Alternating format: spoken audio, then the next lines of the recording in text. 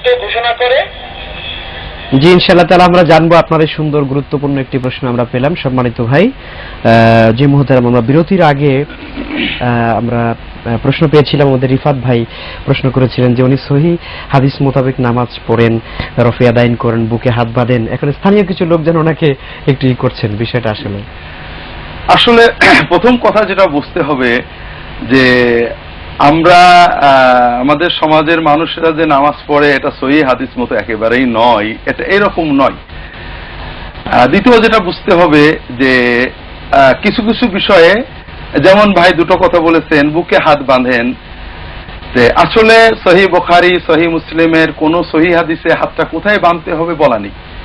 বলা আছে ডান হাতকে বাম হাতের উপরে রাখতে হবে অথবা ডান হাত দিয়ে বাম হাতকে ধরতে হবে।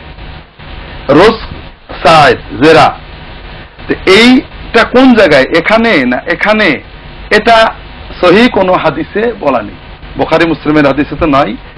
যে হাদিসগুলোতে নাভির নিচে বলা হয়েছে ওই হাদিসগুলো দুর্বল, যে হাদিসগুলোতে বুকের উপর বলা হয়েছে প্রত্যেকটা হাদিস আলাদা আলাদাভাবে প্রত্যেকটা হাদিসই দুর্বল, এককভাবে সহিহ কোনো হাদিস নেই।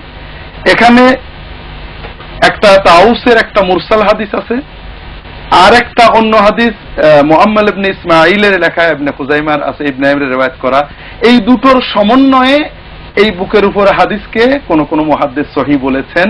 পাশাপাশি আল্লামা ইবনুল কাইয়িম এই বুকের বাঁধাকে সহিহ বলতে রাজি হননি, বরং ইমাম আহমদ ইবনে হাম্বল, ইবনুল কাইয়িম ও আহমদ ইবনে হাম্বলের অনুসারী ছিলেন।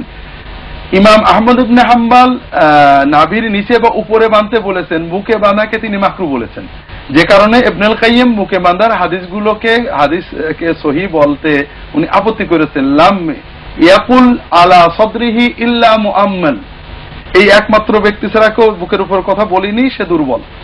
তো যাই হোক ভাইরা, এই ক্ষেত্রে আমরা প্রথমে যেটা বুঝতে হবে যে রাসূলুল্লাহ সাল্লাল্লাহু আলাইহি ওয়াসাল্লাম সহিহ হাদিসগুলোতে ডান হাতের উপরে বাম হাত রাখতে বলেছেন, এটা আমরা এখানে রাখি, ইনশাআল্লাহ সুন্নত আদায় হয়ে যাবে।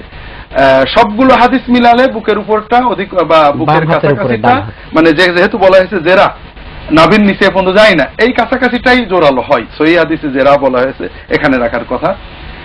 তারপরেও আমরা যেহেতু রাসূলুল্লাহ সাল্লাল্লাহু আলাইহি ওয়াসাল্লাম সুনির্ধারিত কোন সহিহ হাদিসে এইভাবে বলেন, অধিকাংশ হাদিসে রাখতে বলেছেন, কাজে এইটাই সহিহ আর ওইটা নয় এই পর্যায়ে আমরা না যাই, বরং আমরা বুঝি যে এই দুই তিন রকমের আছে, আমাদের প্রশস্ততা আনি। সাধারণ মুসলমান, আমাদের দেশের মুসলমান যারা আমরা হানাফি মাযহাবের অনুসরণ করি, আমরা যে প্রচন্ড ভুলটা করি সেটা হলো একজন মানুষ উপরে হাত বেঁধেছে বা রফা আয়দিন করেছে, তাকে দেখে কখনো বলি ওহাবি, কখনো বলি কাদিয়ানি, কখনো বলি লামাযহাবি, অর্থাৎ লোকটা আমার ইমামের মত মানেনি কিন্তু আমার রাসূল সাল্লাল্লাহু আলাইহি ওয়াসাল্লাম মত মেনেছে, কয়েক ডজন সাহাবীর অনুসরণ করেছে, তাকে আমি ভালো বলতে রাজি নই। তাহলে আমি খারাপ বললাম কাকে? স্বয়ং রাসূল সাল্লাল্লাহু আলাইহি ওয়াসাল্লাম সাহাবীদেরকে খারাপ বললাম। কাজেই আমি একটা আমল করি, আমারটা ঠিক আছে, এই যুক্তি আমরা দিতে পারি, কিন্তু অন্য হাদিস যারা আমল করছেন আপনি বলবেন মানসুখ হয়ে গেছে। কয়েক ডজন সাহাবী আমল করেছেন, তাবেঈন আমল করেছেন, চার ইমামের অনেক ইমাম আমল করেছেন, আপনি কেন সেটাকে খারাপ বলবেন? এই জন্য আমরা মনের প্রশস্ততা আনি, যেগুলো সহিহ হাদিস দ্বারা প্রমাণিত সব রকমের আমলকে বৈধ জানি। আর ভাইকে বলবো যে এই মুস্তাহাব বিষয়গুলো নিয়ে না আপনি আপনাকে বিপদে ফেলেন। হাত যেখানেই বাঁধেন সুন্নত আদায় হবে, বড়জোর এখানে একটু মুস্তাহাব বা এখানে একটু মুস্তাহাব, এইটা হলো ইখতিলাফ। রফল ইয়াদাইনে যারা বলেছেন তারাও বলেছেন মুস্তাহাব, এটা বাদ দিলে আপনার কোনো গুনাহ হবে, কেউই বলেননি।